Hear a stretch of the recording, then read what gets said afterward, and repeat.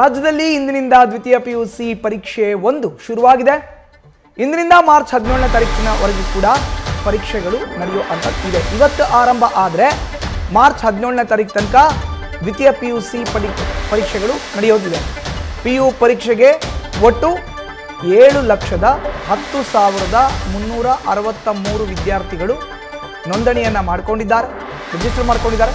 ಒಟ್ಟು 1,217 ಪರೀಕ್ಷಾ ಕೇಂದ್ರದಲ್ಲಿ ದ್ವಿತೀಯ ಪಿಯುಸಿ ಪರೀಕ್ಷೆ ನಡೆಯುವಂಥದ್ದಿದೆ.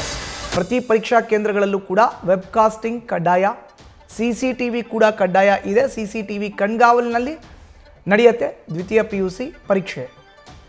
ಸೊ ಸೆಕೆಂಡ್ ಪಿಯುಸಿ ಪರೀಕ್ಷೆ 1 ಇದರ ಇವತ್ತಿಂದ ಆರಂಭ ಆಗ್ತಾ ಇದೆ. ಇವತ್ತು ಫೆಬ್ರವರಿ 28 ಕನ್ನಡ ಮತ್ತು ಅರೇಬಿಕ್ ನಡೆಯುವಂಥದ್ದಿದೆ ಪರೀಕ್ಷೆ. ಇವತ್ತು ಫಸ್ಟ್ ಲ್ಯಾಂಗ್ವೇಜ್ ಕನ್ನಡ ಮತ್ತು ಅರೇಬಿಕ್ ಯಾರು ತೊಗೊಂಡಿರ್ತಾರೆ ಅವರು ಕನ್ನಡ, ಯಾರು ತೊಗೊಂಡಿದ್ದಾರೆ ಅವ್ರಿಗೆ ಪರೀಕ್ಷೆ ನಡೆಯುತ್ತೆ. ಇನ್ನು ಇವತ್ತು ಬಿಟ್ಟರೆ ಮಾರ್ಚ್ 2ನೇ ತಾರೀಕು ಮುಂದಿನ ಪರೀಕ್ಷೆ ಭೂಗೋಳಶಾಸ್ತ್ರ, ಸಂಖ್ಯಾಶಾಸ್ತ್ರ, ಮನಃಶಾಸ್ತ್ರ. ಮಾರ್ಚ್ 3ಕ್ಕೆ ಇಂಗ್ಲೀಷ್, ಮಾರ್ಚ್ 4ಕ್ಕೆ ತಮಿಳು, ತೆಲುಗು, ಮಲಯಾಳಂ, ಮರಾಠಿ, ಉರ್ದು, ಸಂಸ್ಕೃತ, ಫ್ರೆಂಚ್. ಹೀಗೆ ಹೆಚ್ಚಿನ ಮಾಹಿತಿ ನೀಡ್ತಾರೆ ನಮ್ಮ ಪ್ರತಿನಿಧಿ ಚಂದನ. ನೇರ ಸಂಪರ್ಕಕ್ಕೆ ಜಾಯ್ನ್ ಆಗಿದ್ದಾರೆ. ಚಂದನ, ಇವತ್ತಿನಿಂದ ದ್ವಿತೀಯ ಪಿಯುಸಿ ಪರೀಕ್ಷೆ.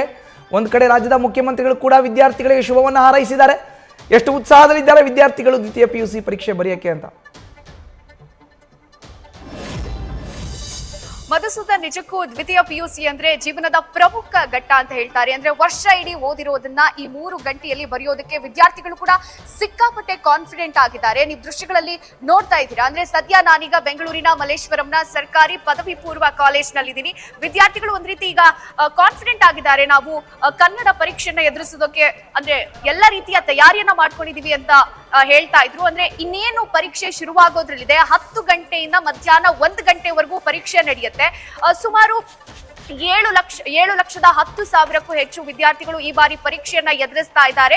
1,200ಕ್ಕೂ ಹೆಚ್ಚು ಪರೀಕ್ಷಾ ಕೇಂದ್ರಗಳಲ್ಲಿ ಪರೀಕ್ಷೆ ನಡೀತಾ ಇರುವಂತದ್ದು. ಇದು ಒಂದು ಭಾಗ ಆದ್ರೆ, ಮತ್ತೊಂದು ಭಾಗದಲ್ಲಿ ಶಿಕ್ಷಣ ಇಲಾಖೆ ಕೂಡ ಎಲ್ಲ ರೀತಿಯ ತಯಾರಿಯನ್ನ ಮಾಡ್ಕೊಂಡಿದೆ. ಅಂದ್ರೆ ಯಾವುದೇ ಕಾರಣಕ್ಕೂ ಒಂದು ಅಕ್ರಮ ನಡೆಯದಂತೆ ಎಲ್ಲ ರೀತಿ ಸಿದ್ಧತೆಯನ್ನ ಮಾಡ್ಕೊಂಡಿರುವಂತದ್ದು. ಈ ಬಾರಿ ವೆಬ್ ಕಾಸ್ಟಿಂಗ್ ಕಡ್ಡಾಯವಾಗಿ ಒಂದು ಫಾಲೋ ಮಾಡ್ತಾ ಇರುವಂತದ್ದು. ಅಂದ್ರೆ CCTV ಕಣ್ಗಾವಲಿನಲ್ಲಿ ನಿರಂತರವಾಗಿ ಮಾನಿಟರ್ ಮಾಡಲಾಗುತ್ತೆ ಪರೀಕ್ಷಾ ಕೇಂದ್ರಗಳನ್ನ. ನೀವು ನೋಡ್ತಾ ಇರಬಹುದು. ಅಂದ್ರೆ ಲಾಸ್ಟ್ ಮಿನಿಟ್ ರಿವಿಷನ್ ಅಲ್ಲಿ ಸ್ಟೂಡೆಂಟ್ಸ್ ಇರುವಂತದ್ದು. ಅಂದ್ರೆ ರಾತ್ರಿ ಎಲ್ಲ ಓದಿ ಈಗ ರಿವಿಷನ್ ಮಾಡ್ಕೊಳ್ತಾ ಇದೀವಿ ಅನ್ನುವಂತ ಮಾತುಗಳನ್ನ ಹೇಳ್ತಾ ಇರುವಂತದ್ದು. ಮತ್ತೊಂದ್ ಕಡೆ ಟೀಚರ್ಸ್ ಕೂಡ ಅಷ್ಟೇ ಕಾನ್ಫಿಡೆನ್ಸ್ ಅನ್ನ ತುಂಬ್ತಾ ಇದ್ದಾರೆ. ಅಂದ್ರೆ ಯಾವುದೇ ಡೌಟ್ಸ್ ಆಗಿರ್ಬೋದು, ಧೈರ್ಯವಾಗಿ ಪರೀಕ್ಷೆಯನ್ನ ಬರೀರಿ ಅನ್ನುವಂತ ಕಾನ್ಫಿಡೆನ್ಸ್ ಅನ್ನ ಟೀಚರ್ಸ್ ತುಂಬ್ತಾ ಇರುವಂತದ್ದು.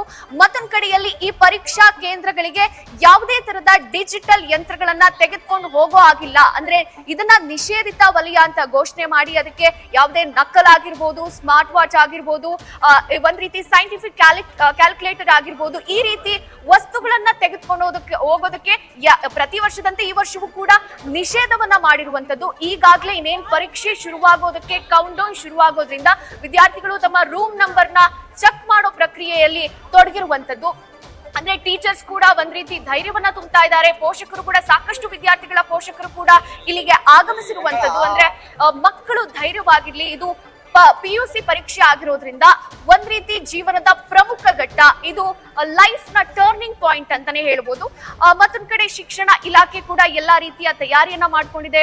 ಏನೆಲ್ಲ ಭದ್ರತೆ ಬೇಕು ಎಲ್ಲ ರೀತಿಯ ವ್ಯವಸ್ಥೆಯನ್ನ ಮಾಡ್ಕೊಂಡಿರುವಂತದ್ದು. ಅಂದ್ರೆ ಯಾವ ಪಾಯಿಂಟ್ ನಲ್ಲೂ ಕೂಡ ಅಕ್ರಮ ನಡೆಯದಂತೆ ಎಲ್ಲಾ ರೀತಿಯ ತಯಾರಿ ಆಗಿದೆ ಶಿಕ್ಷಣ ಅಂದ್ರೆ ಪರೀಕ್ಷಾ ಕೇಂದ್ರದಲ್ಲಿ ಅಂತಾನೆ ಹೇಳ್ಬೋದು. ಮಧುಸೂದನ್, ಧನ್ಯವಾದ ಚಂದನ ನಿಮ್ಮ ಮಾಹಿತಿಗೆ.